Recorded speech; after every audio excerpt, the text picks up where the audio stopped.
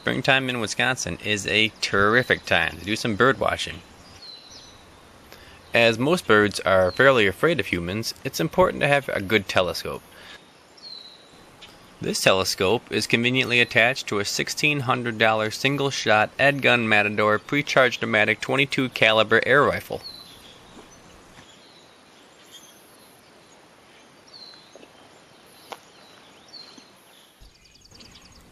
Here we have the adorable chipping sparrow.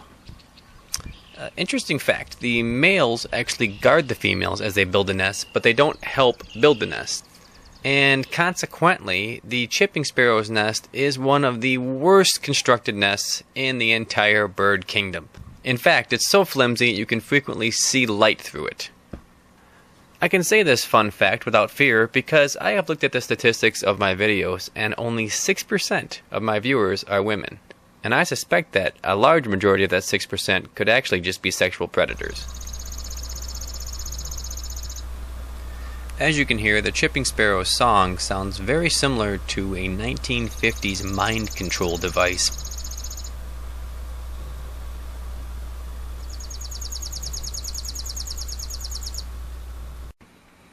Oh look, here's a European starling, or as they are known in Europe, a starling. I think we all know how I feel about these birds, and here's where I make use of the holder that I have for my telescope. But it's important to load the holder before taking a shot. Did you know that they were actually all descended from only like about 100 birds set loose in New York Central Park, like at the end of the 1800s? They were released by a group of people who were enamored with Shakespearean plays. And here's the clincher. It actually took several tries for them to get the population to seed. This guy boogied out of here shortly after this, but lucky for me, he landed in a nearby tree, giving me another shot, albeit I had to do this one offhand. Not my forte. But I'd rather be rich than stupid, and I'd rather be lucky than good. This guy might have looked like he took a glancing blow, but look at this. Yep, exit hole right out the front. Ton of bricks, down for the count.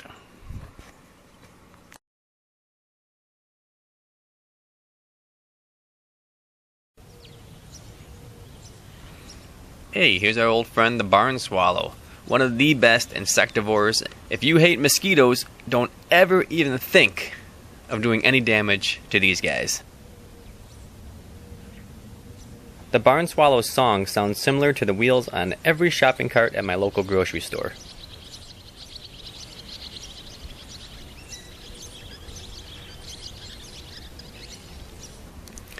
Fun fact about barn swallows, this guy's a male, and you can see that orange under his throat there.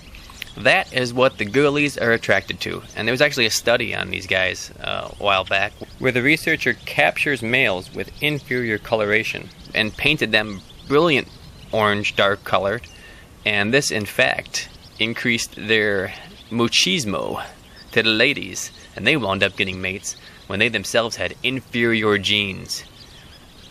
This same strategy is frequently employed, unsuccessfully, by frumpy middle-aged men who wear Ed Hardy shirts and skinny jeans to Vegas nightclubs.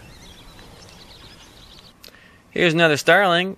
This guy's putting on his best courtship display. Little flappy of the wings and some cackling of the voice. Some people actually like the sound of the starling song. Those same people must also have a true appreciation for poorly composed techno music. This guy's got to go down, but I'll also let you know that this guy was a total jerk. He grabbed my sister's ass and then looked at me for validation like I was supposed to think it was okay.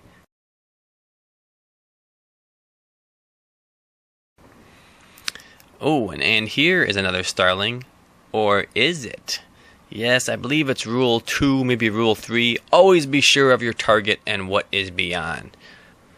Let's take a closer look at what this bird actually is.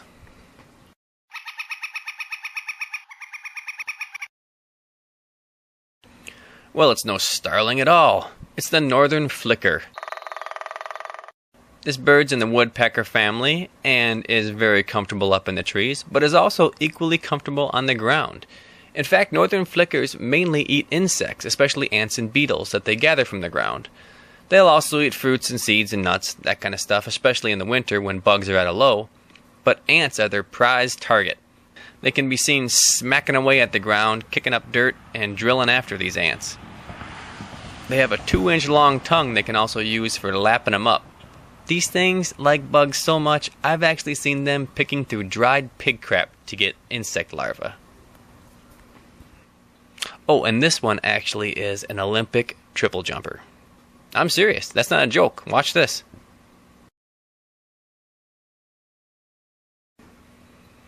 Unfortunately, he only won the silver, so no one actually remembers who he is.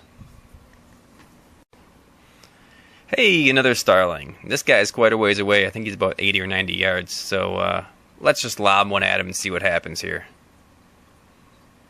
Oh, over his head. He heard that thing whistle right by. Good thing for us, he's really stupid. And he's only going to jump up to the next bar. Of course, this isn't true. He didn't hear the muzzle blast on my gun.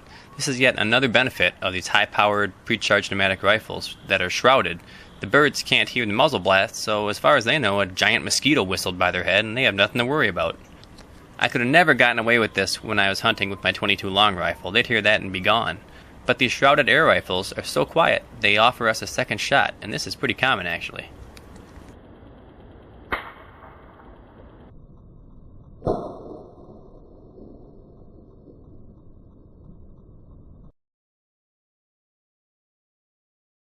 Grackles are in absolutely no danger of being extirpated anywhere in the entire continent.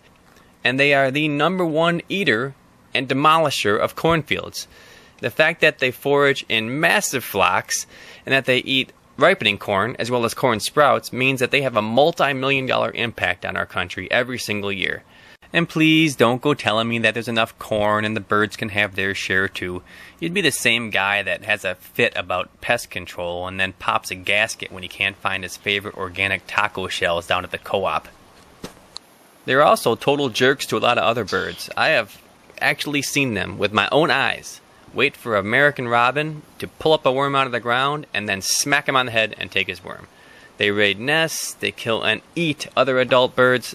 But alas, they are a protected bird, so I stay my finger until the powers that be come to their senses. One more starling. Oh, this guy's behind another big stick. But you remember me hitting that crow? I shot right through that stick, didn't I? So with my confidence at an all-time high when it comes to shooting through sticks with pellet guns, I go ahead and I take this shot. And miss entirely. Okay, so my pellet gun is not magic, and I can't hit any bird I want to through a stick. Let's slow this down a second and watch that pellet zing right on off there to the left. And this bird gets away as most do whenever there's a stick in front of your line of sight. It's too bad, too. This bird was actually wanted for insurance fraud.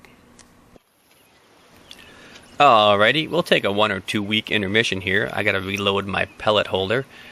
And we'll come back with some more fun facts about other common birds around the United States, such as the brown-headed cowbird, the red-winged blackbird, and the double-breasted mattress thrasher. Until then, you guys take it easy. We'll see you next time.